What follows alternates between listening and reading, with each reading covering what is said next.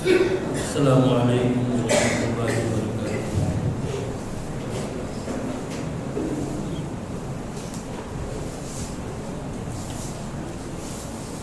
اعوذ باللہ من الشیطان الرجیم، بسم اللہ الرحمن الرحیم۔ حامیم والکتاب المبین، انا انزلناه فی لیلۃ مبارکۃ انا کنا منذرین۔ دینی بھائیوں، اسلامی خواتین، آج تراویح کی نماز میں 25ویں پارے میں سورہ دخان سے تلاوت شروع ہوئی اور 25ویں پارے کو مکمل کرنے کے بعد آپ نے 26واں پارہ بھی سنا ہے۔ سورہ دخان، سورہ جاثیہ، سورہ احقاف، سورہ محمد، سورہ فتح اور اس طریقے سے سورہ قاف، سورہ حجرات، ان سورتوں کی تلاوت آپ نے سنی ہے۔ سورہ دخان کی جو شروع کی آیتیں ہیں اس میں اللہ تعالی نے اس رات کے بارے میں بتایا۔ یہ رات لیلۃ القدر، اس کے بارے میں اللہ رب العالمین نے ذکر کیا۔ اللہ نے فرمایا انا انزلناه فی لیلۃ مبارکہ، ہم نے اس قرآن کریم کو مبارک رات میں نازل کیا، بابرکت رات۔ اس میں ہم نے اس کو اتارا ہے۔ مبارک رات کا کیا مطلب اور برکت کا کیا مطلب؟ برکت کہتے ہیں کثرت الخیر و دوام، بھلائی خیر زیادہ ہو اور اس خیر میں دوام ہو، ہمیشگی ہو۔ یہ چیز کیا ہے؟ یہ برکت ہے۔ اور ایسی رات جس میں بہت زیادہ خیر ہو، بہت زیادہ بھلائی ہو، ایسی رات مبارک رات کہلاتی ہے۔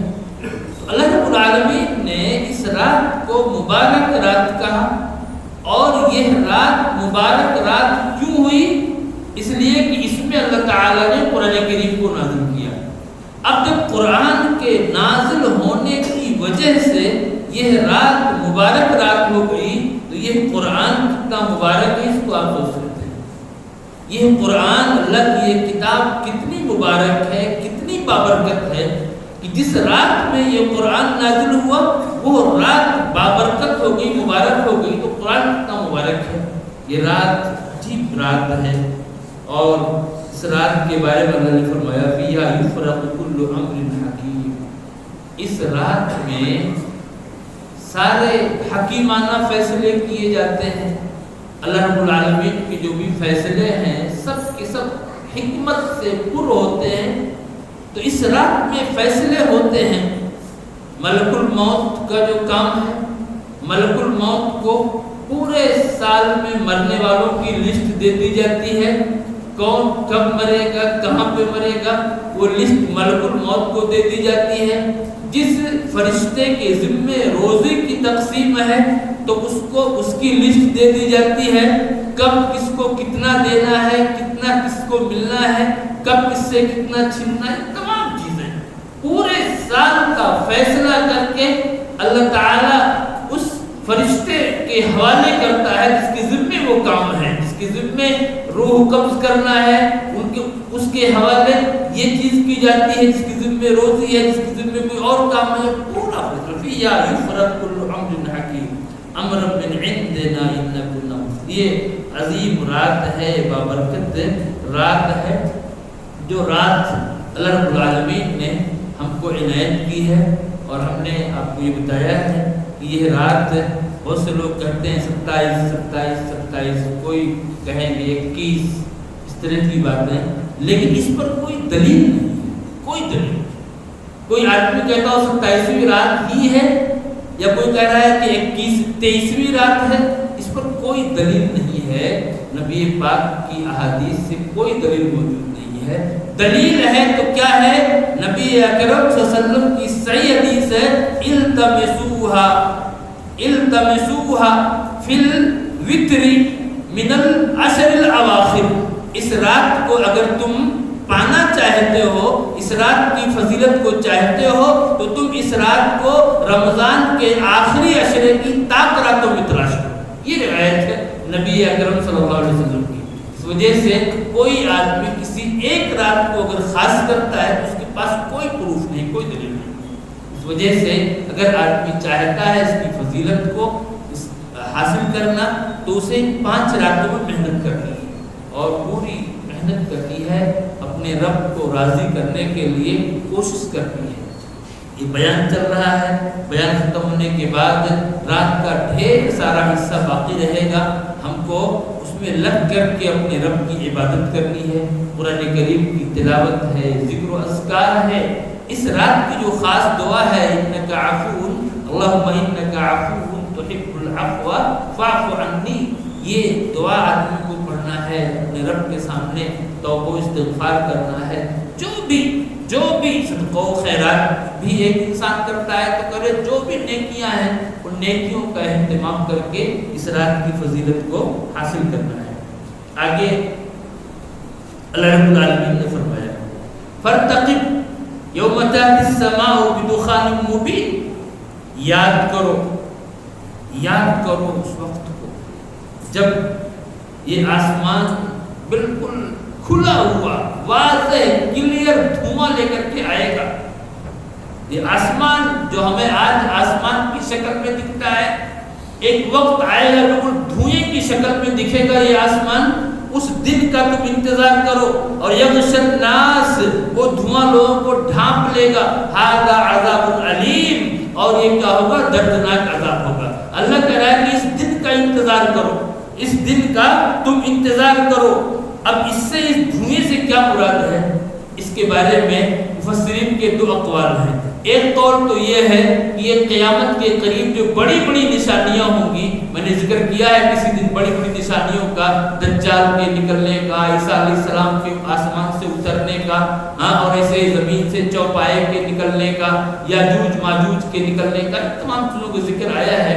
تو انہی نشانیوں میں سے ایک نشانی یہ بھی ہے کہ بالکل دھواں سا ہو جائے گا، اور یہ دھواں ایک مومن کو لاحق ہوگا۔ مومن کو تو بالکل ویسے ہی جیسے کسی انسان کو زکام ہو جائے، سردی ہو جائے، ایک مومن کی کیفیت یہ ہوگی، لیکن ایک کافر کو یہ دھواں جو لاحق ہوگا، تو یہ دھواں اس کے اندر داخل ہو کر کے اس کے جسم کے جو مسام ہیں، اس کے جسم کے جو منافذ جو نکلنے کے راستے ہیں، جہاں سے بال وغیرہ اگتے ہیں، ان تمام سے یہ دھواں نکلے گا۔ ایک کافر کی یہ حالت ہوگی۔ تو ایک قول تو یہی ہے کہ اس سے مراد ایک قیامت کی نشانی ہے جو آخری زمانے میں قیامت سے پہلے ہوگی، اور دوسرا قول یہ ہے کہ نبی اکرم صلی اللہ علیہ وسلم کو جب مکہ والوں نے بہت پریشان کیا تو اس موقع سے آپ نے ایک بار بد دعا کر دی تھی۔ آپ نے ایک بار بد دعا کی، اور آپ کی بد دعا سے مکے میں ایسا قحط آیا کہ لوگ چمڑے تک کو چوسنے پر مجبور ہو گئے، اور ان کے پاس کھانے کے لیے کوئی چیز نہیں تھی۔ اس وقت بھوک کی وجہ سے ایک انسان جب آسمان کی طرف نگاہ اٹھاتا تھا تو وہ آسمان دھواں کی طرح دکھتا تھا۔ یہ دوسری تفسیر ہے مفسرین کے یہاں ان آیات کی۔ قرآن نے وہی کہا کہ یغشی الناس ھذا عذاب علیم۔ پھر اس کے بعد یہ مکہ والے نبی اکرم صلی اللہ علیہ وسلم کے پاس آئے تھے اور کہا تھا کہ آپ دعا فرما دیجیے، آپ دعا فرما دیجیے، اللہ تعالیٰ یہ پریشانی دور کر دے، ہم ایمان لے آئیں گے۔ نبی پاک نے دعا فرمائی اور ان کی یہ پریشانی دور ہو گئی، لیکن کہاں ایمان لانے والے؟ پھر اسی سرکشی میں اللہ نے کہا یوم نبطش البطشۃ الکبریٰ، آج تم اگر بچ گئے ہو تو ایک دن آئے گا جس میں تمہاری بڑی پکڑ ہوگی، اس دن نہیں بچ سکتے ہو۔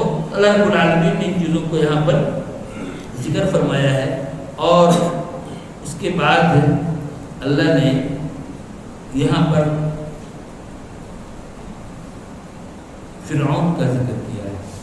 موسیٰ علیہ السلام نے دعوت دی فرعون کو، اور فرعون کو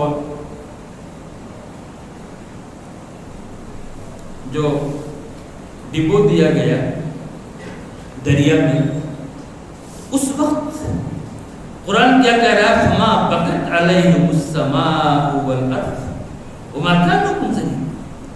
جب فرعون کو اور فرعونیوں کو دریا میں ڈبویا گیا تو ان کے اوپر نہ آسمان رویا نہ زمین روئی۔ اللہ، یہ اللہ رب العالمین کا فرمان ہے کہ ان کے اوپر نہ تو آسمان رویا اور نہ ہی زمین روئی۔ ایک انسان جب مرتا ہے تو اس کے گھر کے لوگ، رشتہ دار، قریبی لوگ روتے ہیں، یہ بات تو سمجھ میں آتی ہے، لیکن یہاں اللہ رب العالمین نے کہہ رہا ہے کہ نہ ان کے اوپر آسمان رویا نہ زمین روئی۔ اتنے بڑے مجرم تھے یہ، اور اتنے بڑے یہ گنہگار اور سرکش تھے کہ ان کے ڈوب جانے کے بعد نہ ان پر آسمان رویا نہ زمین روئی۔ کیا مطلب اس کا ہے؟ دیکھیں، ایک انسان جب نیک کام کرتا ہے، جس جگہ وہ اللہ کی عبادت کرتا ہے، اللہ رب العالمین کا وہ ذکر کرتا ہے، آپ آ کر کے یہاں نماز پڑھتے ہیں یا اور کہیں اللہ کی عبادت کرتے ہیں، اللہ رب العالمین کا ذکر و اذکار کرتے ہیں، تو ایک انسان جہاں پر اللہ کی عبادت کرتا ہے، جب وہ انسان مرتا ہے تو وہ جگہ اس کے لیے روتی ہے، وہ جگہ اس کے لیے روتی ہے، وہ زمین اس کے لیے روتی ہے، اس نیک انسان کے لیے جو وہاں پر زمین پر اللہ کی عبادت کرتا تھا۔ ایسے ہی ایک انسان جب نیکیاں کرتا ہے، نیکیاں، تو اس کی نیکیاں آسمان کی طرف جاتی ہیں۔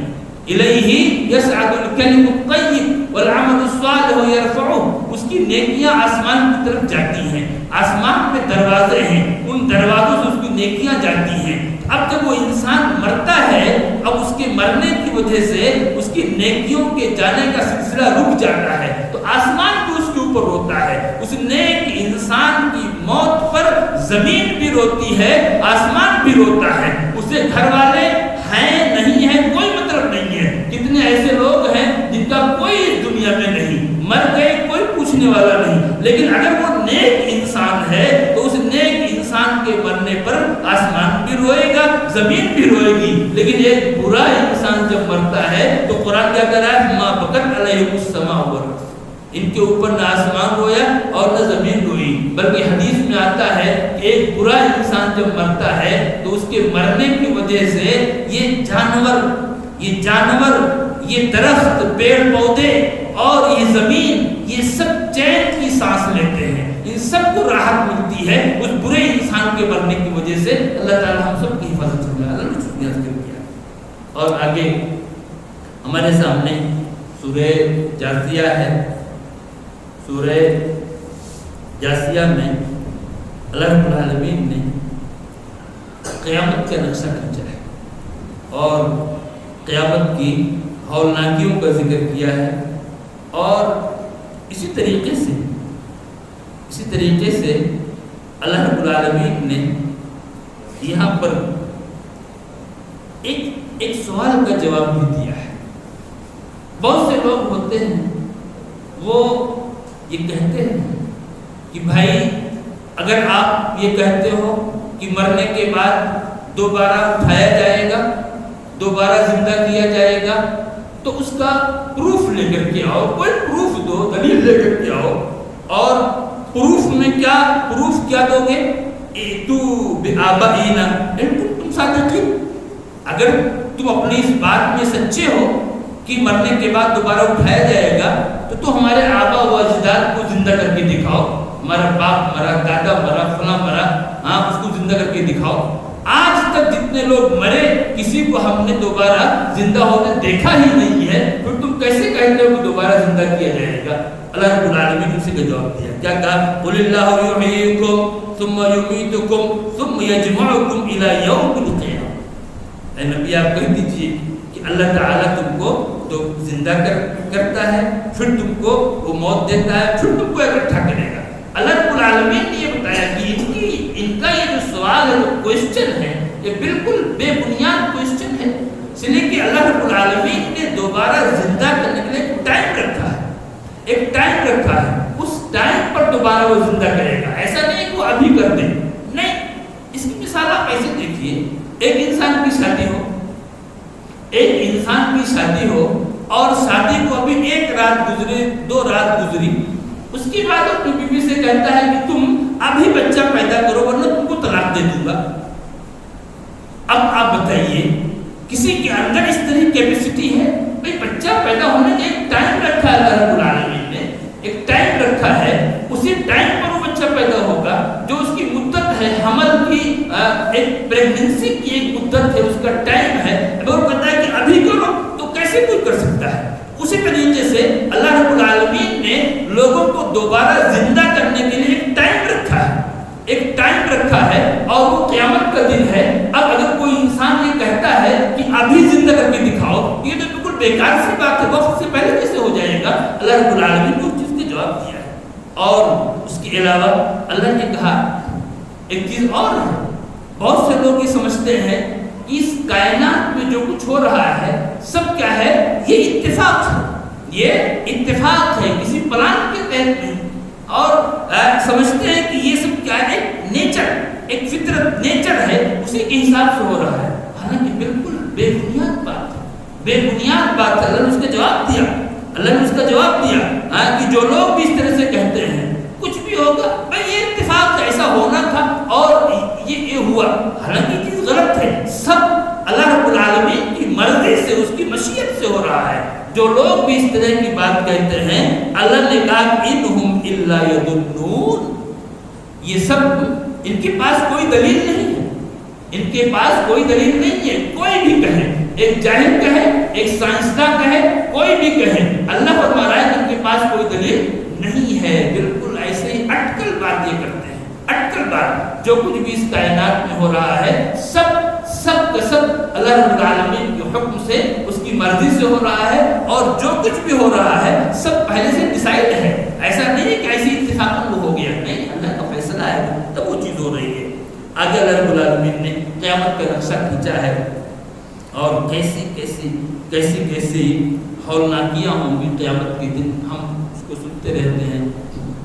یہاں اللہ رب العالمین نے یہ بتایا ہے کہ قیامت میں ایک وقت ایسا آئے گا، ایک ٹائم ایسا ہوگا کہ لوگ اپنے گھٹنوں کے بل پڑے ہوں گے، ایسی ہولناکی، ایسی سختی، اور یہ کب ہوگی؟ جب جہنم کو لایا جائے، جب آج ہم جہنم کو سنتے ہیں، سن کر ہمارے رونگٹے کھڑے ہو جاتے ہیں، لیکن جب جہنم کو لایا جائے گا اور وہ جہنم سانس لے گی، اس موقع سے سارے کے سارے لوگ گھٹنوں کے بل گر جائیں گے۔ اللہ کرم ترا کل امت جاثیہ، تم ہر امت کو گھٹنوں کے بل گری ہوئی پاؤ، ایسی ماحول ہوگی، ایسی سختی ہوگی، اور ہر امت کو اس کی کتاب، یعنی اس کے نامۂ اعمال کی طرف بلایا جائے گا۔ الیوم تجزون ما کنتم تعملون، آج تم کو تمہارے اعمال کا بدلہ دیا جائے گا۔ ھذا کتابنا ینطق علیکم بالحق، یہ ہماری کتاب ہے، یہ ہماری کتاب ہے جو تمہارے بارے میں سچ بول رہی ہے۔ انا کنا نستنسخ ما کنتم تعملون، تم جو کچھ کرتے تھے ہم سب کچھ لکھواتے رہتے تھے۔ اللہ رب العالمین کہہ رہا ہے تم دنیا میں جو کچھ کرتے تھے ہم سب کچھ لکھواتے رہتے تھے، اور وہ آج پوری کتاب تمہارے سامنے حاضر ہے، تمہارے سارے اعمال سب کے سب اس کتاب میں موجود ہیں۔ اللہ رب العالمین نے یہ باتیں اس لیے بتائی ہیں کہ ہم قیامت کی ہولناکی کو اپنے سامنے رکھیں، جہنم کو سخت عذاب کو اپنے سامنے رکھیں، اور اپنے آپ کو اس سے بچانے کے لیے ہم پوری کوشش کریں۔ آگے ہمارے سامنے سورہ احقاف ہے۔ سورہ احقاف میں اللہ رب العالمین نے شروع ہی میں توحید کی بڑی شاندار دلیل دی ہے، توحید کی نہایت ہی شاندار دلیل کیا کہا نے قل ارایتم ما تدعون من دون اللہ ارونی ماذا خلقوا من الارض ام لهم شرک فی السماوات، یہ دلیل دی، کہ تمہارا یہ دعویٰ ہے، تم اللہ کے علاوہ دوسروں کو پکارتے ہو، دوسروں کی پوجا و پاٹ کرتے ہو، دوسروں سے تم مانگتے ہو، تم اللہ رب العالمین کے علاوہ ان کو پکارتے ہو، تو تم بتاؤ تو صحیح، اس پر کوئی دلیل تمہارے پاس ہے؟ کیا انہوں نے آسمان کو یا زمین کو پیدا کیا ہے جن کو تم پکارتے ہو؟ تو کیا انہوں نے آسمان یا زمین کو پیدا کیا ہے؟ ام لہم شرک فی السماوات، یا آسمان و زمین کی پیدائش کو، اس کی تخلیق میں وہ شریک رہے ہیں؟ یعنی کیا یہ آسمان و زمین کے کریٹر ہیں؟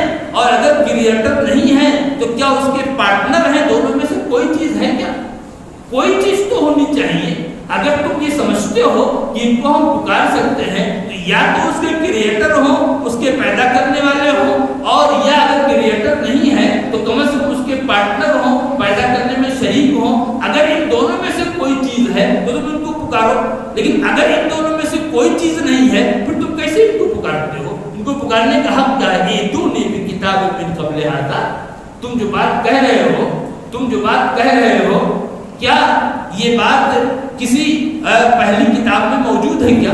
یعنی جو کتابیں اللہ نے اتاری آسمانی کتابیں، کیا ان کتابوں میں سے کسی کتاب میں یہ چیز ہے کیا کہ یہ لوگ بھی معبود ہیں؟ اگر ہے تو لاؤ، او اثارۃ من علم، یا کوئی علم تمہارے پاس ہے، کوئی علم ہے، کوئی نبوی علم ہے، نبوت سے تم نے کوئی علم حاصل کیا ہے، اگر ایسی کوئی چیز ہے تم اس کو پیش کرو، اور اگر تمہارے پاس کوئی دلیل نہیں ہے تو پھر تم کیسے دوسروں کو پکارتے ہو؟ بالکل بے بنیاد کوئی دلیل نہیں، بالکل بیس لیس ہے یہ چیز، تم کیسے اس کو مانتے ہو اور کیسے اس کے پیچھے دوڑتے ہو؟ اللہ رب العالمین نے اس دلیل کے ذریعے اور آگے پھر اللہ تعالیٰ نے کہا کہ تم دوسروں کو پکارتے ہو، حالانکہ حالت کیا ہے؟ جو قیامت تک لا یستجیب لہ الی یوم القیامہ، قیامت تک وہ تمہاری پکار کو قبول نہیں کر سکتے، بالکل، اور وہم عن دعائہم غافلون، اور وہ لوگ تمہاری دعا سے، تمہاری پکار سے غافل ہے۔ انسان سمجھتا نہیں ہے یہ دنیا الگ ہے اور وہ دنیا نیچے کی وہ الگ ہے، دونوں الگ ہیں، یہاں کی بات نیچے جا نہیں سکتی ہے، لیکن انسان کی عقل مار دی گئی ہے اور وہ جا کر کے مردوں کو پکارتا ہے۔ قرآن کہہ رہا ہے کہ تم کیوں پکارتے ہو جی؟ یہ تو قیامت تک تمہاری بات نہیں سن سکتے، تم ایک بار نہیں مسلسل قیامت تک پکارتے رہو، تمہاری بات قبول نہیں کرتے، مان نہیں سکتے، ان کے اندر وہ صلاحیت ہی نہیں ہے۔ اللہ رب العالمین نے اس طرح سے، اور پھر آگے اللہ نے کیا فرمایا، یہ دیکھیے کہ آج تم ان کو پکارتے ہو، ان اللہ کے علاوہ دوسروں کو، اور ان تک پہنچنے کے لیے نہ جانے کتنے پیسے خرچ کرتے ہو۔ اللہ اکبر، جب اجمیر میں عرس لگتا ہے تو کوئی جا کر کے دلی کی جامع مسجد میں دیکھے، اللہ اکبر، ایک طرف سے بسیں کھڑی رہیں گی، بالکل اجمیر کے لیے بک رہیں گی وہ بسیں۔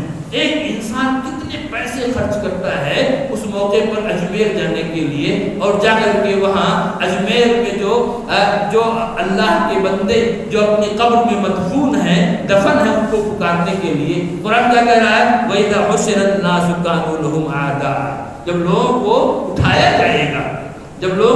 جائے گا تو یہ جن کو تم پکارتے ہو یہ تمہارے دشمن ہو جائیں گے، اور یہ تمہاری عبادت کا انکار کریں گے، کہیں گے نہیں میرے رب، انہوں نے ہماری عبادت کہاں کی تھی؟ تو آج تم نے ان کو پکارا، ان کو پکارنے کے لیے نہ جانے کتنے مال خرچ کیے، نہ جانے کتنی محنت کی اور کیسے کام کیے، لیکن کل قیامت کے دن یہی تمہارے دشمن ہو جائیں گے۔ یہ قرآن کا بیان ہے، سورہ احقاف کو دیکھیں، اللہ رب العالمین کتنے واضح انداز میں کہہ رہا ہے۔ اس وقت ایک مشرک کی کیا حالت ہوگی کہ جس کے لیے ہم نے اپنی پوری زندگی لگا دی، آج وہ ہمارا دشمن ہے اور ہمارے اس کام کا انکار کر رہا ہے۔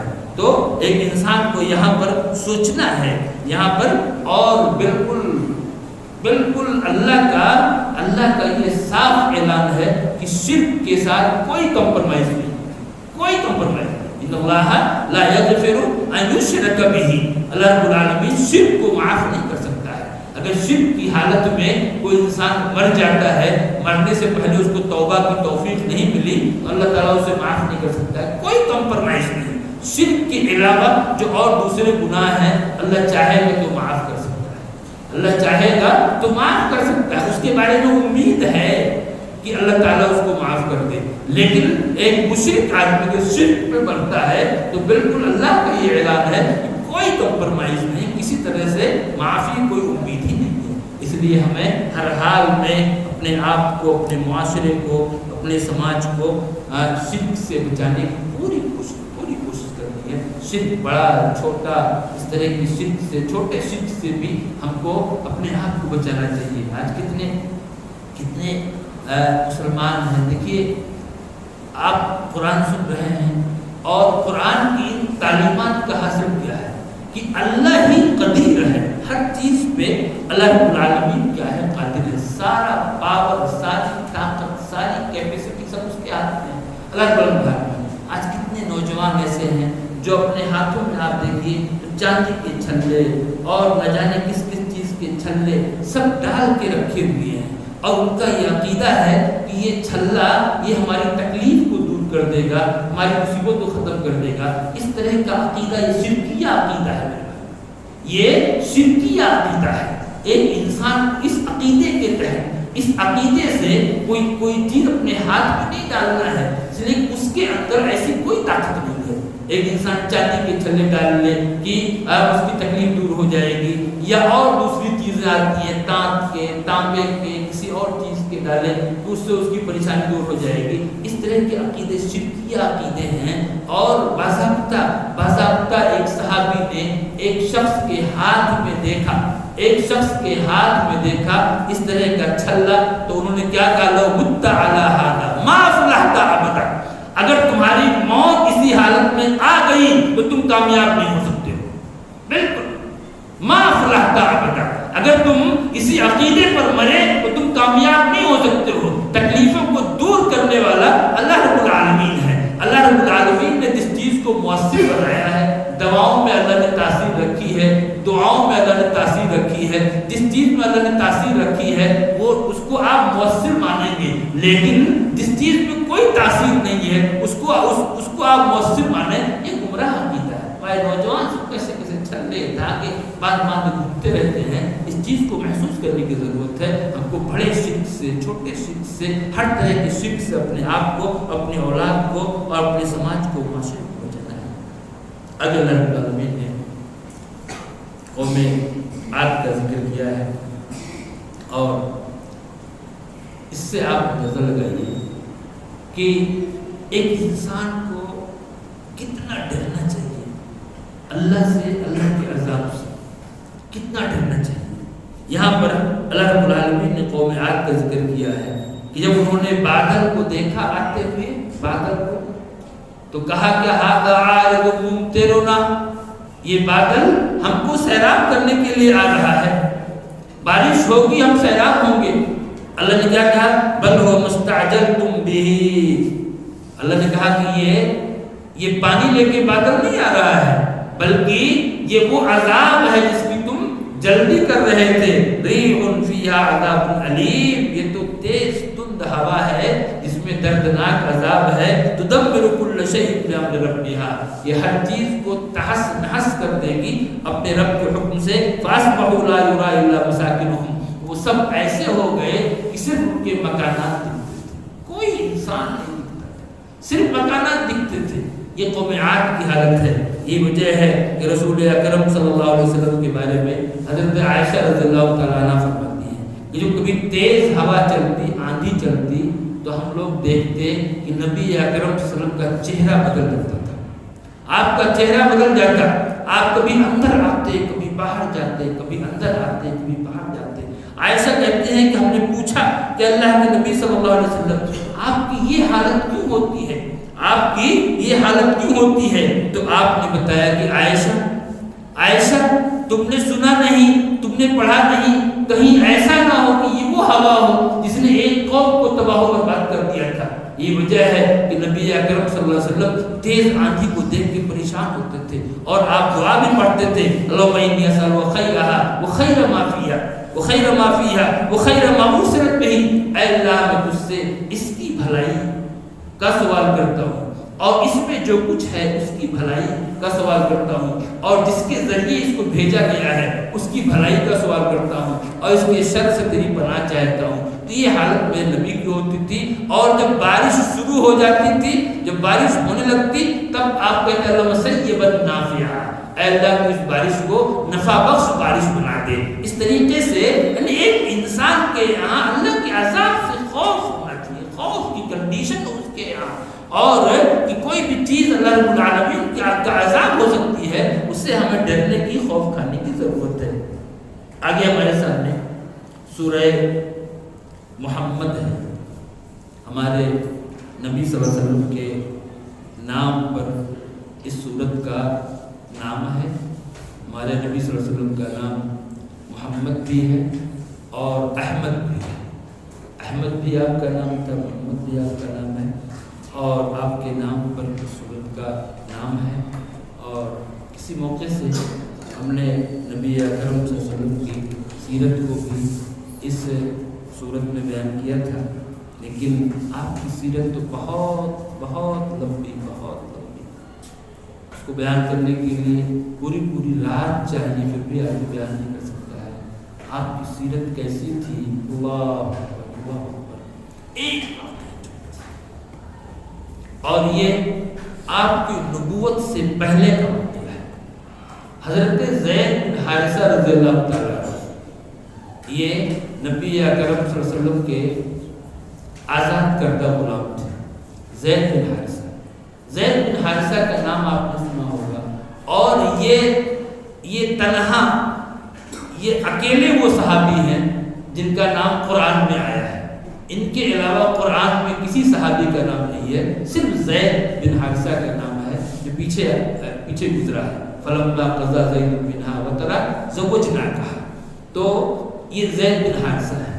زید بن حارثہ جو ہے، ان کو کسی نے ان کی قوم سے اٹھایا اور اٹھا کر کے لا کر کے یہاں مکے میں بیچ دیا۔ جب بیچا تو حضرت خدیجہ رضی اللہ تعالیٰ عنہ جو نبی پاک کی بیوی تھی، ان کے بھتیجے تھے، انہوں نے ان کو خریدا، زید بن حارثہ، اور پھر خریدنے کے بعد انہوں نے اپنی پھوپھی حضرت خدیجہ رضی اللہ تعالیٰ عنہ کو ہدیہ کر دیا، زید بن حارثہ کو، اور پھر حضرت خدیجہ رضی اللہ تعالیٰ عنہ نے نبی اکرم صلی اللہ علیہ وسلم کو ہدیہ کر دیا۔ جب زید بن حارثہ نبی پاک کے پاس آ گئے ہدیے میں، اب اس کے بعد ان کے گھر والوں کو معلوم ہوا، جہاں سے ان کا کڈنیپ ہوا تھا، اٹھایا گیا تھا، ان کے والد کو معلوم ہوا، گھر والوں کو معلوم ہوا، تو وہ لوگ آئے نبی اکرم صلی اللہ علیہ وسلم کے پاس، اور ظاہر ہے کہ ابھی آپ نبی نہیں ہوئے ہیں، وہ آئے آپ کے پاس اور انہوں نے کہا کہ ہم آپ جو مانگیں، جتنی اشرفیاں، درہم دینار آپ کہیں، ہم آپ کو دینے کے لیے تیار ہیں، لیکن آپ ہمارے بچے کو چھوڑ دیجیے، ہمارے بچے کو آپ چھوڑ دیجیے۔ تو رسول اکرم صلی اللہ علیہ وسلم نے کہا کہ ہمیں ایک پیسہ نہیں چاہیے، اگر یہ بچہ آپ کے ساتھ جانا چاہتا ہو تو ہم آپ کو بغیر کسی پیسے کے اس کو ہم آپ کے حوالے کرتے ہیں۔ بہت خوش ہوئے وہ لوگ، بہت خوش ہوئے، بچہ ہمارا مل جائے گا، لیکن زید بن حارثہ نے جانے سے انکار کر دیا، کہا کہ نہیں، زید نے اپنے والد کے ساتھ جانے سے انکار کر دیا، ان کے والد کو تکلیف بھی ہوئی، اور والد نے کہا کہ ہم تم کو لینے کے لیے آئے ہیں اور تم جانے کے لیے تیار نہیں ہو۔ تو زید بن حارثہ نے کیا کہا؟ زید نے کہا کہ سنیے، محمد کے اندر وہ خوبیاں ہیں کہ اس کی وجہ سے ایک باپ نہیں پوری کائنات کو چھوڑ سکتا ہوں۔ زید بن حارثہ کا جملہ ہے، باپ نہیں پوری کائنات کو چھوڑ سکتا ہوں۔ اور اس کے بعد جو ہے پھر نبی اکرم صلی اللہ علیہ وسلم ان کو کعبہ میں لے گئے اور ان کو اپنا منہ بولا بیٹا بنایا، متبنہ جس کو کہتے ہیں، منہ بولا بیٹا بنایا، اور پھر اپنی پھوپھی زادی سے ان کی شادی کروائی، ساری چیزیں ہیں۔ تو اتنی خوبیاں اس نبی کے اندر شروع سے موجود ہیں، نبی بننے کے بعد نہیں، نبی بننے سے پہلے پورا مکہ آپ کو صادق کہتا، امین کہتا۔ حجر اسود خانہ کعبہ کی جب لوگ تعمیر کر رہے تھے مکہ کے لوگ، اور جب حجر اسود کو اس کی جگہ پر رکھنے کا مسئلہ آیا تھا تو ان کے درمیان اختلاف ہو گیا تھا اور کئی دنوں تک یہ اختلاف چلتا رہا اور ایسا لگ رہا تھا کہ ان کے درمیان ایسا جھگڑا ہوگا جو جھگڑا کبھی ختم نہیں ہو پائے گا. لیکن پھر اسی موقع سے کسی نے یہ کہا کہ سنو، کل مکہ میں کعبہ کے اندر جو سب سے پہلے آئے گا اسی کو اپنا جج مانیں گے، اسی کو اپنا جج مانیں گے. لوگ اس پہ تیار ہو گئے اور جب اگلے دن جب لوگ آئے وہاں کعبہ کے اندر تو دیکھا کہ محمد صلی اللہ علیہ وسلم موجود ہیں. سارے لوگ ہاذا الامین، یہ تو بہت امانتدار شخص آ گئے اور یہ ہمارے حکم میں ہمارے فیصل ہیں. اور پھر آپ نے فیصلہ کیا. کیسا فیصلہ تھا؟ آپ نے کہا کہ ایک چادر لے کے آؤ، ایک چادر لے کر کے آؤ. چادر منگوائی آپ نے اور اس کے اوپر حجر اسود کو آپ نے رکھا اور رکھنے کے بعد ہر قبیلے کے سردار سے کہا کہ ایک ایک کونا اس چادر کا سب لوگ پکڑو، اور سب پکڑ کر کے اس کو اس جگہ تک لے گئے. اور جب اس جگہ تک لے گئے تو آپ نے اپنے دست مبارک سے اس کو وہاں پر نصب کر دیا. ایک جھگڑا جو پتہ نہیں کب تک چلتے وہ ٹل گیا. تو یہ میرے نبی صلی اللہ علیہ وسلم کی سیرت ہے، آپ کی حیات مبارکہ ہے. بہت لمبی باتیں آپ کی حیات کے تعلق سے ہم کتنی کریں گے، اس لیے میں بہت زیادہ نہیں کرنا چاہتا. آپ کے نام پر یہ سورت شریفہ ہے، سورہ محمد. اس میں آپ دیکھیے، اس دنیا میں دیکھیے جو بھی چیزیں ہیں کھانے پینے کی چیزیں، ان میں دو مسئلے آتے ہیں. ایک تو کوانٹیٹی کا مسئلہ اور دوسرے کوالٹی کا مسئلہ. آپ کے گھر میں دودھ لے کے آتا ہے دودھ دینے والا اور اس سے پوچھنا پڑتا ہے کہ دودھ میں پانی ملایا ہے کہ پانی میں دودھ ملایا ہے. اس کے علاوہ آپ دیکھیے ایک انسان جاتا ہے، پیسہ خرچ کرتا ہے، شراب لیتا ہے. اور کبھی کبھی ابھی بہت پہلے خبر آئی تھی کہ بہار میں لوگوں نے زہریلی شراب پی اور کتنے لوگ مر گئے. تو یہاں کوالٹی کے مسائل بھی ہیں. کوئی چیز آپ کو اچھی نہیں مل سکتی. پانی کے مسئلے کو دیکھیے، پانی کے مسئلے کو دیکھیے. پانی آپ کو اچھا نہیں مل سکتا. ایک انسان خریدتا ہے، باٹل میں خریدتا ہے، فلاں کمپنی کا اچھا ہے، فلاں کمپنی کا ٹھیک نہیں ہے، فلاں کا پانی ٹھیک نہیں ہے. ساری چیزیں ہوتی ہیں. اللہ رب العالمین کہہ رہا ہے کہ لوگوں میری جنت میں آ جاؤ، میری جنت میں آ جاؤ. یہاں نہ کوانٹٹی کا مسئلہ ہے نہ کوالٹی کا مسئلہ ہے. کیا کہہ رہا ہے اللہ تعالیٰ؟ مثل الجنت التي وعد المتقون فيها انہار من ماء. اس میں پانی کی نہریں ہوں گی. ایسا نہیں کہ آپ گئے 20 روپے دیا ایک باٹل پانی لیا بسر نکل، نہیں، نہریں ہوں گی پانی کی. انہار یہ نہر کی جمع پانی کی نہریں ہوں گی اور بالکل فریش پانی ہوگا. بالکل کسی طرح کا اس میں کوئی خراب نہیں، فریش پانی آپ کو ملے گا. اور کیا؟ وَأَنْهَارٌ مِّن لَبَنٍ لَّمْ يَتَغَيَّرْ طَعْمُهُ. اور کیا ہوگا؟ اس میں دودھ کی نہریں ہوں گی. دودھ کی نہریں. آج اس دنیا میں آپ دودھ کو آپ ایک دن رکھ دیجیے تو بدبو کرنے لگے گا، لیکن دودھ کی نہریں ہوں گی. لَمْ يَتَغَيَّرْ طَعْمُهُ. اس کا ٹیسٹ بھی بدلے گا نہیں، اس کا بالکل اپنی اصل حالت میں وہ دودھ ہوگا. وَأَنْهَارٌ مِّن خَمْرٍ لَذَّةٍ لِّلشَّارِبِينَ. اور ایسے ہی شراب کی نہر. دنیا کی شراب نہیں آدمی پی کر کے یہاں وہاں نالیوں میں پڑا رہتا ہے، نہیں. بالکل کیسی شراب ہوگی؟ لذت للشاربین، جس میں پینے والے کو لذت ملے گی. اس طرح کی شراب نہیں. وانہار من عسل مصفا. اور کیا ہے؟ شہد کی نہر. آج آپ دیکھیے خالص شہد بہت مشکل، بیچنے والے لاتے ہیں، اس میں کچھ مکھیوں کو ڈال دیا، کچھ بھی کر دیا، لیکن وہ خالص پیور نہیں ہوتا. اس میں پتہ نہیں کیا کیا ملاوٹ ہوتی ہے. اللہ کہہ رہا ہے خالص شہد کی نہریں ہوں گی. یہ ساری کی ساری نہریں جتنا چاہو یوز کرو. سوچنا نہیں کہ جیب میں پیسہ ہے کہ نہیں ہے، کچھ نہیں سوچنا، جتنا چاہو یوز کرو. اور کیا ہوگا؟ وَلَهُمْ فِيهَا مِن كُلِّ الثَّمَرَاتِ. اور اس جنت میں سارے کے سارے میوے پھل، سب ڈرائی فروٹ ہو، فریش فروٹ ہو، جیسے فروٹ ہو، جس طرح کے فروٹ، سارے کے سارے میوے ہوں گے، سب بالکل ایک جنتی کی رحمت حاصل. اور مغفرت من ربہم. اور کیا ہوگا؟ اب ان کے رب کی مغفرت بخشش ہوگی اور یہ تمام نعمتیں کیسی ہوں گی؟ ہمیشہ ہمیشہ کے لیے۔ دنیا کی نعمتوں کا حال کیا ہے؟ ایک انسان اچھا سا روم بناتا ہے، اس روم کا خوب بہترین ڈیکوریشن کرائے گا اور خوب اس کو سجاتا ہے، اس میں اے سی لگایا، پنکھے لگایا اور اس میں نہ جانے کیسی کیسی چیزیں لا کر کے لگاتا ہے۔ اس کے بعد جیسے اس کی موت آتی ہے، موت آتے ہی کیا ہوتا ہے؟ چند گھنٹوں میں اس کو اس روم سے نکال دیا جاتا ہے۔ چند گھنٹوں میں اس کو اس روم سے نکال دیا جائے گا۔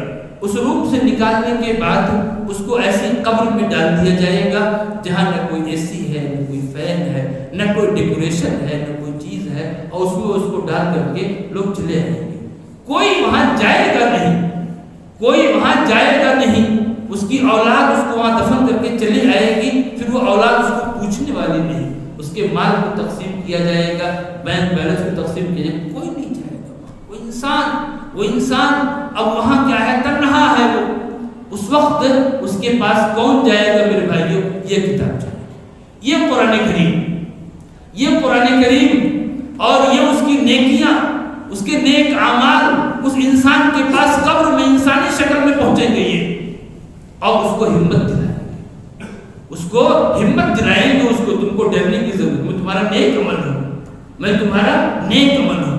تو میرے بھائیوں، یہ دنیا کی نعمت ہے، انسان کو چھوڑ کے چلا جانا ہے۔ جنت کی نعمتوں کی یہ خوبی ہے کہ وہ ہمیشہ ہمیشہ کے لیے، ہمیشہ ہمیشہ کے لیے، نہ چھوڑنے کا ڈر ہے اور نہ ہی وہ اس کے چھننے کا ڈر ہے۔ آج کیا ہے؟ آج کیا ہے؟ آپ دیکھیے دنیا کی حالت دیکھیے، ملک کی حالت دیکھیے، بڑی نعمتوں میں ملک شام کو دیکھیے، سیریا کو، اللہ اکبر، کیسے نعمت ہے، کیسے نعمت ہے، لیکن ان نعمتوں کو چھوڑ کر کے وہ سب ہجرت کرنے پر مجبور لوگ جو ہے کیسے دور دراز یورپ، امریکہ، یہاں وہاں سے بھاگ کر کے لوگ جا رہے ہیں اور وہاں کیمپوں میں رہ رہے ہیں۔ ان نعمتوں کو بڑے اچھے بڑے مالدار لوگ ان کو چھوڑ کے جا رہے ہیں، لیکن جنت کی نعمتیں کیا ہیں؟ کوئی بھی نعمت کبھی بھی ایک انسان کے ہاتھ سے جانے والی نہیں، یہ جنت کی نعمت ہے۔ اور یہ نعمت کیا ہے؟ ہمیشہ ہمیشہ کے لیے ہے۔ اللہ رب العالمین نے اس کا ذکر کیا ہے کہ ایک انسان اس جنت کے لیے اپنے اندر تڑپ پیدا کرے، اور یہ دنیا جو اس کے ہاتھ سے جانے والی ہے، اس دنیا کے بارے میں وہ سمجھے اور جانے کہ یہ ہمیشہ رہنے والی چیز نہیں ہے۔ اللہ رب العالمین نے اس چیز کو یہاں پر ذکر فرمایا ہے۔ اور اس کے علاوہ اس کے بعد ہمارے سامنے سورہ فتح ہے۔ سورہ فتح ہے، یہ کب نازل ہوئی؟ صلح حدیبیہ کے بعد۔ آپ نے سنا ہوگا کہ سن 6 ہجری میں رسول اللہ صلی اللہ علیہ وسلم نے خواب دیکھا تھا کہ آپ اپنے صحابہ کے ساتھ مکہ گئے ہیں عمرہ کرنے کے لیے۔ چونکہ نبی کا خواب یہ سچا ہوتا ہے، ہمارا خواب سچا بھی ہو سکتا ہے، غلط بھی ہو سکتا ہے، نبی خواب سچا ہوتا ہے۔ تو آپ 1400 یا 1500 صحابہ کے ساتھ آپ نکلے، اور آپ کا مقصد لڑنا بھڑنا نہیں تھا، صرف عمرہ کے لیے آپ نکلے تھے۔ جب آپ بالکل مکہ کے بالکل قریب پہنچ گئے، بالکل حدیبیہ کے میدان میں پہنچے، اور یہ بالکل حرم سے تھوڑا ہی باہر ہے، حرم کے اندر نہیں، اس کے باہر ہے، تو وہاں پہنچے تو وہاں آپ کو روک دیا گیا، آپ کو آپ کے ساتھیوں کو روک دیا گیا، اور اس کے بعد پھر صلح کی کارروائی شروع ہوئی۔ ادھر مکہ سے کچھ لوگ آئے، سہیل آئے، اور اسی طریقے سے لوگ آئے، صلح کی کارروائی ہوئی، اور وہ صلح تھوڑی سی آپ نے دب کر کے کی، چونکہ صلح میں فائدہ ہی فائدہ ہے، نقصان نہیں ہے صلح میں، اس لیے نبی اکرم صلی اللہ علیہ وسلم نے تھوڑی دب کر کے صلح کی تھی۔ کیا کہا مکہ والوں نے کہ آپ اس سال مکے میں داخل نہیں ہو سکتے، اس سال آپ کو واپس جانا ہی جانا ہے، آپ اگلے سال آ سکتے ہیں، اور آئیں گے تو کیسے آئیں گے کہ آپ کے پاس کوئی ہتھیار نہیں ہوگا، صرف ایک تلوار ہوگی، اور وہ بھی اندر رہے گی، باہر نہیں، اور آپ صرف 3 دن ٹھہریں گے۔ یہ صلح ہوئی۔ اور اس کے علاوہ اگر مکہ والوں میں سے کوئی آپ کے ساتھ جائے گا کوئی مسلمان تو اس کو آپ کو واپس کرنا پڑے گا، اور اگر آپ میں سے کوئی ہمارے پاس آئے گا تو ہم اس کو واپس نہیں کریں گے، ہم اس کو واپس نہیں کریں گے۔ اور اس کے علاوہ یہ بات بھی طے ہوئی کہ 10 سال تک جنگ بند رہے گی، 10 سال تک۔ ظاہر ہے کہ یہ صلح جو ہے تھوڑی دبکے ہوئی تھی، اور جب صلح کا کاغذ لکھا جا رہا تھا نبی اکرم صلی اللہ علیہ وسلم نے حضرت علی رضی اللہ تعالیٰ عنہ سے لکھوایا، تو آپ نے کہا کہ لکھیے من محمد رسول اللہ، من محمد رسول اللہ، یہ محمد رسول اللہ کی طرف سے یہ ہے یہ صلح۔ فوراً اعتراض کیا ان لوگوں نے، کہا کہ ارے اگر ہم آپ کو رسول مانتے ہی تو آپ سے لڑتے کیوں؟ آپ سے ہم لڑتے کیوں؟ اگر رسول مانتے تو آپ رسول اللہ کو کاٹیے یہاں سے اور لکھیے محمد ابن عبداللہ، محمد جو عبداللہ کے بیٹے ہیں یہ لکھیے آپ نے حضرت علی سے کہا کاٹ دو، حضرت علی نے کہا کہ نہیں میں نہیں کاٹ سکتا، میری ہمت نہیں کہ میں رسول اللہ کو اپنے قلم سے کاٹ دوں۔ آپ نے کہا کہ دکھاؤ کہاں ہے، آپ پڑھنا نہیں جانتے تھے، یعنی پوری دنیا کو انسانیت کا درس دینے والے، لیکن آپ پڑھنا نہیں جانتے، کہا دکھاؤ کہاں ہے، پھر آپ نے اس کو اپنے ہاتھ سے کاٹا۔ تو ان لوگوں نے آپ دیکھیے اس سورت کی شروعات کو کیا لگا، اِنَّا فَتَحْنَا لَكَ فَتْحًا مُبِينًا، اور اس سورت کی آخری آیت کو دیکھیے، ان لوگوں نے رسول اللہ کو کٹوایا تھا تو اللہ رب العالمین نے اس رسول اللہ کو قرآن میں لکھوا دیا، محمد الرسول اللہ، یہ آخری آیت ہے اس کی، محمد الرسول اللہ، محمد اللہ کے رسول ہے۔ اللہ نے کہا کہ تم رسول اللہ کو کٹواتے ہو، میں قرآن میں اس کو لکھوا رہا ہوں، قیامت تک لوگ پڑھیں گے اس چیز کو۔ خیر یہ صلح ہوئی، حضرت عمر بہت پریشان اور پریشانی کی حالت میں رسول اکرم صلی اللہ علیہ وسلم کے پاس آئے، کہا کہ اللہ کے رسول صلی اللہ علیہ وسلم کہ آپ اللہ کے رسول نہیں ہیں؟ کہا کہ بے شک میں اللہ کے رسول ہوں۔ کہا کیا ہم حق پر نہیں ہیں؟ کہا کہ بے شک ہم حق پر ہیں۔ پھر کہا کیا ایسا نہیں ہے کہ ہمارے مقتولین جنت میں، ان کے مقتولین جہنم میں؟ کہا بے شک ایسا ہی ہے۔ تو عمر نے کہا پھر ہم کیوں دب کے صلح کرتے ہیں؟ تو آپ نے کہا کہ سنو میں اللہ کا رسول ہوں، میں اللہ کا رسول ہوں، اور میرا جو بھی کام ہے اللہ کے حکم سے ہے۔ اس کے بعد ان کو اطمینان ہوا۔ جب مسلمان لوٹ رہے تھے وہاں سے حدیبیہ سے تو یہ آیت نازل ہوئی، یہ سورت نازل ہوئی۔ اللہ نے اس سورت کی پہلی آیت میں صلح کو فتح کہا، اس کو فتح کہا، اور صرف فتح نہیں کہا، فتح مبین کہا، انا فتحنا لک فتحا مبینا، ہم نے آپ کو فتح مبین عنایت کیا، کھلی فتح۔ اللہ رب العالمین نے کیوں اس کو فتح مبین کہا؟ اس لیے کہ صلح کے بعد جو ماحول بنا، صلح کے بعد کی جو کنڈیشن تھی وہ کنڈیشن پہلے نہیں تھی۔ پہلے مسلمان کافر سے نہیں ملتے، کافر مسلمان سے نہیں ملتے، لیکن صلح کے بعد جب جنگ بند ہو گئی ان کے درمیان، اب جو ماحول بنا وہ ماحول دعوت کے لیے، تبلیغ کے لیے انتہائی بہتر تھا۔ یہی وجہ ہے کہ ان 2 سالوں میں اتنے مسلمان ہوئے جتنے اس سے پہلے کبھی نہیں ہوئے تھے۔ اس بنیاد پر اللہ رب العالمین نے اس کو صلح کر فتح مبین کہا، اور پھر اللہ رب العالمین نے اپنے نبی کو 4 نعمتیں عنایت کی، 4 نعمتیں۔ پہلی چیز کیا تھی؟ اللہ فرمایا لیغفر لک اللہ ما تقدم من ذنبک وما تأخر، تاکہ اللہ رب العالمین آپ کے اگلے پچھلے سارے گناہوں کو معاف کر دے۔ گناہ کا مطلب کیا؟ نبی کے تعلق سے گناہ کی بات کوئی بھی سنتا ہے چونکتا ہے، اور یہ بات صحیح ہے کہ میرے نبی صلی اللہ علیہ وسلم سے کوئی کبیرہ گناہ نہیں ہو سکتا، کوئی صغیرہ گناہ بھی آپ سے نہیں ہو سکتا۔ پھر یہاں گناہ کا مطلب کیا؟ گناہ کا مطلب ہے خلاف اولا، خلاف اولا، یعنی آپ نے کوئی کام کیا اور اس کے علاوہ جو نہیں کیا وہ اس سے بہتر، وہ اس سے بہتر، یہ خلاف اولا۔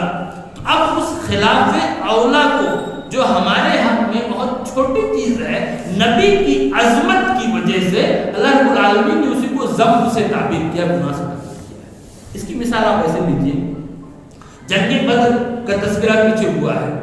جنگ بدر میں 70 کافر قید کیے گئے تھے، جس میں آپ کے چچا حضرت عباس بھی قید ہو کر کے آئے تھے، اور ایسے ہی رسول اکرم صلی اللہ علیہ وسلم کے داماد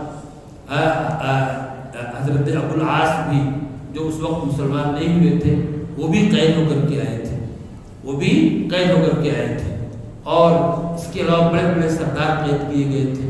اس موقع سے آپ نے مشورہ کیا تھا کہ ان قیدیوں کے بارے میں کیا کیا جائے، تو حضرت عمر رضی اللہ تعالیٰ عنہ کی رائے تھی کہ اللہ کے رسول ان سب کی گردن مار دیجیے، سب کی گردن مار دیجیے، کسی کو چھوڑا نہ جائے، اور ایسے نہیں جو جس کا رشتہ دار ہو وہ اسی گردن مارے گا۔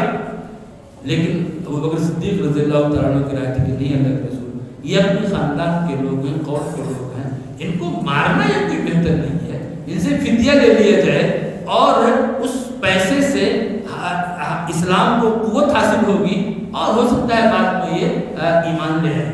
یہ دو رائے آئی آپ کے سامنے، دو رائے آئی۔ آپ نے ابو بکر کی رائے کو پسند کیا، ابو بکر کی رائے کو پسند کیا کہ فدیہ لے کر کے ان کو چھوڑ دیا جائے، یہ فیصلہ ہوا۔ اور جب فدیہ لینے کی بات آئی، میں نے بتایا آپ کو کہ آپ کے داماد حضرت ابو العاص بھی اس میں ان قیدیوں میں تھے، اور ان کو چھڑانے کے لیے آپ کی بیٹی یعنی ان کی بیوی حضرت زینب رضی اللہ تعالیٰ عنہ، انہوں نے وہ ہار بھیجا اپنے شوہر کو چھڑانے کے لیے، جو ہار ان کی ماں حضرت خدیجہ نے ان کو دیا تھا۔ جب نبی پاک نے اس ہار کو دیکھا تو آپ کے آنسو آ گئے، کیونکہ وہ ساری کیفیت اپنی اس زوجہ کی خدیجہ رضی اللہ تعالیٰ عنہ کے تعلقات تو آپ کے سامنے آ گئی، اور آپ کے آنکھ میں آنسو آ گئے، اور پھر آپ نے صحابہ کے سامنے ذکر کیا کہ اگر آپ لوگ تیار ہوں تو میں ان کو اس فدیے کے بغیر اس ہار کو ان کو واپس کر دوں، ان کو چھوڑ دوں۔ صحابہ نے کہا یہ تو آپ کا فیصلہ ہے، ہم اس پہ کوئی وہ نہیں ہے۔ تو اب یہاں آپ دیکھیے کہ آپ نے حضرت ابو بکر کے فیصلے کی رائے کو پسند کیا، لیکن اللہ رب العالمین یہ چاہتا تھا کہ ان سب کو قتل کیا جائے، فدیہ نہ لیا جائے۔ جو ہے تو عمر کی رائے تھی وہ اللہ کو پسند تھی، آپ نے یہ حضرت عمر کی رائے کو پسند کیا، تو اس پر آپ کو تنبیہ کی گئی، اس پر آپ کو تنبیہ کی گئی۔ یہ چوک، اس طرح کی چھوٹی چھوٹی چوک مراد ہے یہاں پر۔ ظاہر ہے کہ کوئی آرڈر نہیں ہے اللہ رب العالمین کا، اللہ کا کوئی حکم نہیں تھا کیا کر رہا ہے، کوئی حکم ایسا نہیں تھا۔ اس طرح کی چیزوں کو جو خلاف اولا ہے، نبی اکرم صلی اللہ علیہ وسلم ایک موقع سے آپ کے سامنے جو ہے مکہ کے کچھ سردار بیٹھے ہوئے تھے، اور اسی موقع سے ابن ام مکتوم آئے تھے، تو آپ نے ان سے اپنی تھوڑی سی نگاہ پھیر لی تھی۔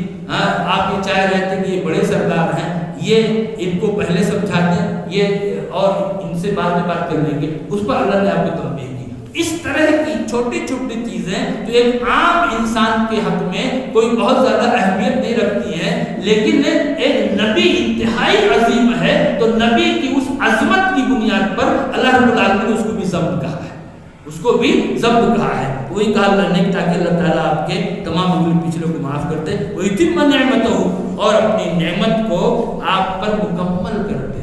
اتمام نعمت کیا کیسے مکمل کیا اللہ نے؟ پورا حجاز نبی کے کنٹرول، پورا حجاز یہ نبی کے کنٹرول میں آ گیا، اور مخالفین سب کے سب دب کر کے رہ گئے۔ یہ دوسرا انعام اللہ نے دیا، اور وہ یہدیک صراط مستقیما، اور اس طریقے سے اللہ رب العالمین آپ کو سیدھی راہ کی ہدایت دے۔ وینصرک اللہ نصرا عزیزا، اور اللہ رب العالمین آپ کی ایسی مدد کرے، ایسی مدد کرے کہ آپ پر کوئی غالب نہ ہو سکے۔ تو یہ نعمتیں نبی پاک کو دی گئیں، اور اس طریقے سے اللہ رب العالمین نے اس صورت میں صحابہ کرام کا بھی تذکرہ کیا ہے۔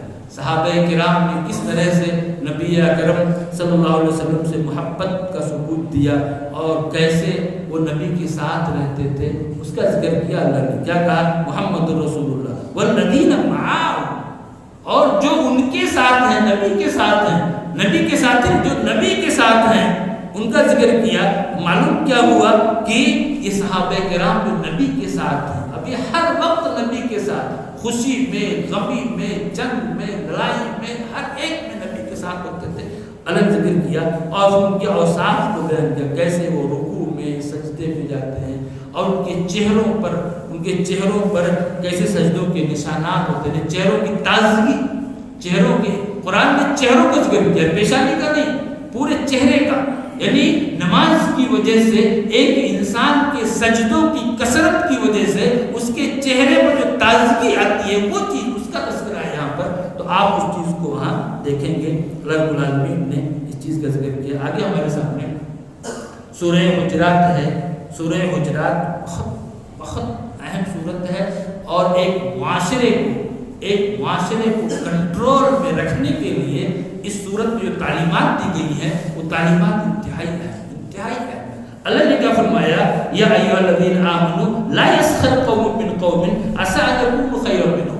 دیکھیے یہاں پر مردوں کو بھی حکم دیا گیا اور عورتوں کو بھی حکم دیا گیا، حالانکہ اگر صرف مردوں کو حکم دیا جاتا تو عورتیں بھی اس میں داخل ہوتی، لیکن نہیں، الگ سے عورتوں کو بھی حکم دیا گیا کہ کوئی مرد کسی مرد سے مذاق نہ کرے اور کوئی عورت کسی عورت سے مذاق نہ کرے، مذاق سے منع کر دیا۔ دیکھیں مذاق کیا ہے؟ دو الفاظ ہیں، ورڈز، ایک تو مذاق ہے اور ایک مزاح ہے۔ مذاق اور مزاح، مذاق کا مطلب کیا ہے کہ کسی کے بارے میں حقارت کے ساتھ کوئی ایسی چیز ذکر کرنا جس سے لوگ ہنس پڑیں، جس سے لوگ ٹھٹھا کریں، ہنسی کریں، تو وہ چیز کیا ہے؟ مذاق ہے۔ مذاق میں ایک انسان کی تحقیر ہوتی ہے، یعنی اس کی تحقیر کے طور پر اس کو حقیر سمجھتے ہوئے آپ اس کے بارے میں کوئی ایسی بات ذکر کریں جس کو سن کر کے لوگ ہنسیں، تو یہ چیز کیا ہے؟ مذاق ہے۔ اس سے منع کیا اسلام نے۔ اور ایک چیز کیا ہے؟ مزاح۔ مزاح کا مطلب کیا ہے کہ آپ کسی کے بارے میں کوئی ایسی چیز ذکر کریں جس سے اس کی دل شکنی نہ ہو بلکہ وہ خوش ہو جائے۔ جیسے ایک بڑھیا آئی رسول اکرم صلی اللہ علیہ وسلم کے پاس، ایک بڑھیا آئی اور اس نے کہا نبی اکرم صلی اللہ علیہ وسلم سے کہ اللہ کے رسول آپ میرے لیے دعا کر دیجئے، اللہ تعالیٰ مجھے جنت عطا فرما دے۔ تو آپ نے فرمایا کہ سنو، کوئی بڑھیا جنت میں نہیں جائے گی، کوئی بڑھیا جنت میں نہیں جائے گی۔ جب اس نے سنا تو وہ رونے لگی۔ اس نے پوچھا، آپ نے پوچھا کہ کیا بات ہے، کیوں رو رہی ہو؟ کہا اللہ کے رسول آپ نے فرمایا کہ بڑھیا جنت میں نہیں جائے گی۔ تو آپ نے کہا کہ میں نے صحیح کہا، بوڑھوں کو جوان کر کے جنت میں داخل کیا جائے گا۔ بوڑھوں کو، یعنی اس بڑھاپے کی حالت میں جنت میں نہیں جائیں گے، جوان کر کے ان کو جنت میں داخل کیا جائے گا، اور وہ ہمیشہ جوان ہی رہیں گے۔ ایسا نہیں ہے کہ آج بال کالا ہے کل سفید ہو جائے، نہیں، ہمیشہ اس میں جوان ہی رہیں گے۔ تو یہ مزاح ہے۔ تو مزاح کی تو اجازت ہے، لیکن مذاق کی اجازت نہیں ہے، اسلام نے اسے منع کیا ہے۔ اور کیا ہے؟ وَلَا تَلْمِزُوا أَنفُسَكُمْ، اسی طریقے سے کسی کے عیب کو نہ ڈھونڈیے، کسی کے عیب کو نہیں ڈھونڈنا ہے۔ لوگ اشارہ کریں گے، یہ ہے ایک انسان کی نظر اگر اپنے عیب پر ہو تو دوسرے کے عیوب کو ڈھونڈے گا نہیں۔ وَلَا تَنَابَزُوا بِالْأَلْقَابِ، اور ایسے ہی کسی کو برے نام سے نہیں پکارنا ہے، کسی کو برے نام سے نہیں پکارنا، اچھے نام سے پکارنا ہے، کسی کی تحقیر نہ ہو، کوئی بھی انسان ہو، چھوٹا ہے بڑا ہے۔ اللہ رب العالمین نے اس طرح کی تعلیمات دی، اور اس کے علاوہ غیبت کی، کسی کی غیبت نہیں کرنی ہے۔ اور نہایت ہی ایسی مثال دی ہے کہ ایک انسان اپنے بھائی کا گوشت کھا، انسان کا گوشت کوئی کھاتا نہیں ہے، ہاں بھائی کا گوشت، وہی مردہ بھائی کا گوشت ایک انسان کھائے اور غیبت کرے، دونوں کیا ہے؟ برابر ہے۔ اللہ رب العالمین نے ایک اور بہت ساری تعلیمات تھی اس صورت کے اندر، اس کو ہمیں پڑھنا چاہیے تفسیر کی مدد سے، اور اس کو اپنے دل میں اتارنا چاہیے۔ آگے ہمارے سامنے سورہ قاف ہے۔ سورہ قاف میں آپ دیکھیے عجیب اس طرح سے، یعنی اس صورت کو رسول اکرم صلی اللہ علیہ وسلم خاص طور سے پڑھا کرتے تھے، جمعہ میں بھی پڑھتے تھے اور دوسرے مواقع سے پڑھتے تھے۔ آپ دیکھیے یہاں پر کیسے میں نے کہا وَلَقَدْ خَلَقْنَا الْإِنسَانَ وَنَعْلَمُ مَا تُوَسْوِسُ بِهِ نَفْسُهُ، ہم نے انسان کو پیدا کیا۔ اب پیدا کون کرے گا؟ جس کے یہاں پوری قدرت ہو۔ پھر وَنَعْلَمُ مَا تُوَسْوِسُ بِهِ نَفْسُهُ، اور ہم اس کے دلوں کے وسوسوں کو جانتے ہیں، اس کے دل کے وسوسوں کو جانتے ہیں۔ اب کیا معلوم ہوا کہ اللہ کی قدرت بھی کامل اور اللہ کا علم بھی کامل، قدرت بھی کامل، علم بھی کامل۔ ایسا نہیں ہے کہ ہم جو کریں اسی کو جانیں، نہیں، بلکہ وہ ہمارے دلوں کے خیالات تک کو بھی جانتے ہیں۔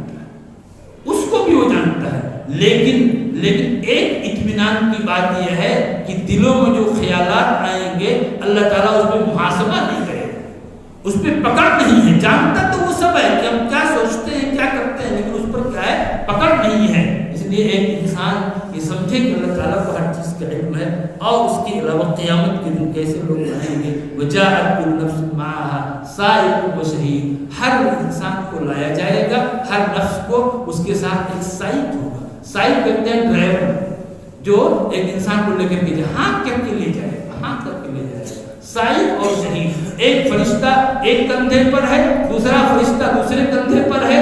ایک فرشتہ انسان کی برائیوں کو لکھ رہا ہے اور دوسرا فرشتہ انسان کی نیکیوں کو لکھ رہا ہے، اور یہ دونوں وہاں حاضر ہوں گے، دونوں وہاں حاضر. جب اس کو لے کے جایا جائے گا اللہ کے سامنے، دونوں حاضر ہوں گے، اور اللہ رب العالمین سوال کرے گا.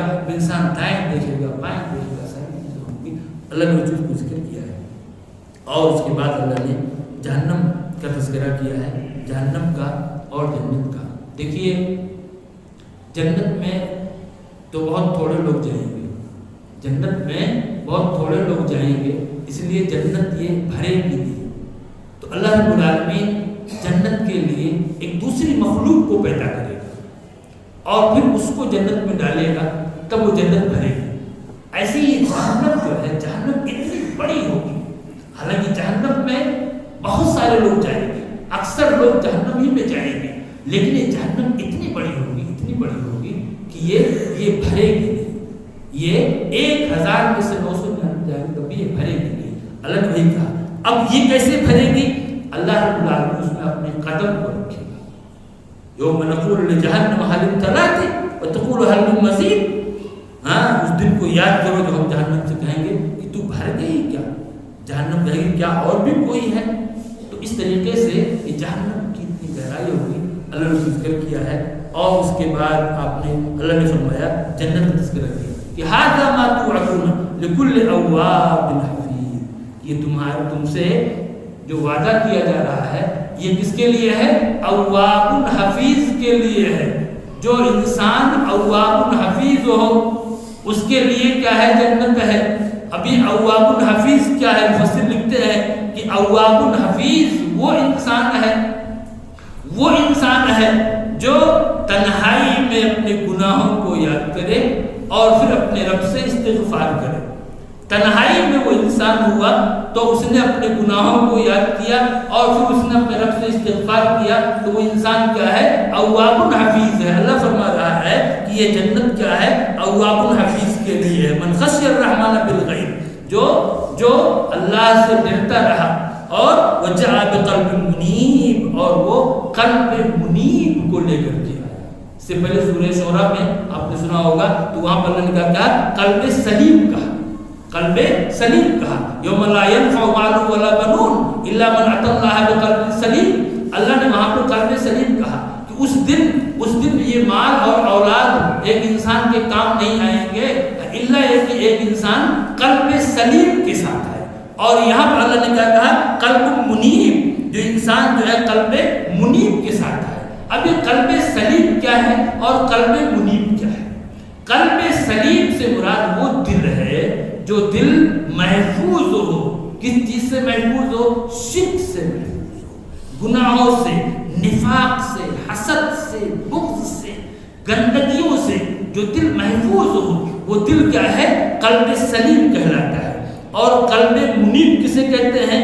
قلب منیب کا معنی ہوتا ہے لوٹنے والا، رجع، بہت زیادہ لوٹنے والا. یہ کیا ہے؟ منیب ہے، یعنی ایسا دل جو اس غلام کی طرح سے، اس غلام کی طرح. مفسر لکھتے ہیں کہ ایسا غلام اپنے آقا کو چھوڑ کر کے بھاگا اور بھاگنے کے بعد پھر لوٹ آیا وہ اپنے آقا کی طرف، تو اس غلام کو منیب کہا جاتا ہے. اللہ نے یہاں پر قلب منیب کہا ہے، یعنی ایسا دل جو اللہ رب العالمین کی طرف لوٹنے والا ہو. ٹھیک ہے اس سے غلطیاں ہوئی، اس سے گناہ ہو گئے اور وہ گناہوں میں تھوڑا دور چلا گیا، یہ پھر لوٹ کر کے آیا. یہ کیا ہے؟ قلب منیب ہے. اللہ رب العالمین نے ایک جگہ قلب سلیم کہا اور یہ قلب منیب کہا. معلوم کیا ہوا کہ ہمیں اپنے قلب کو، اپنے دل کو بالکل صاف رکھنا ہے، پاک رکھنا ہے، شرک سے، بدعت سے، خرافات سے، کبر سے، گھمنڈ سے، حسد سے، بغض نفرت سے،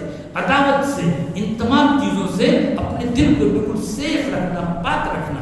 اور اگر دل میں اس طرح کی چیزیں آ جاتی ہیں تو اپنے رب کی طرف رجوع کرنا، لوٹنا، فوراً رب سے استغفار کرنا، تاکہ ہمارا یہ قلب سلیم بھی ہو اور قلب منیب بھی ہو. اور اسی قلب کے لیے، اسی دل کے لیے اللہ رب العالمین نے جنت کا وعدہ کیا ہے، اور یہی وہ دل ہے جو ایک انسان کو قیامت کے دن فائدہ پہنچائے گا. اس لیے ہمیں اپنے دل کو اس طرح بنانے کی ضرورت ہے. اللہ رب العالمین ہم کو، آپ سب کو اس کی توفیق ارزانی فرمائے اور ہمارے دل کو قلب سلیم بھی بنائے، قلب منیب بھی بنائے اور ہمیں جنت کا مستحق بنائے. آمین.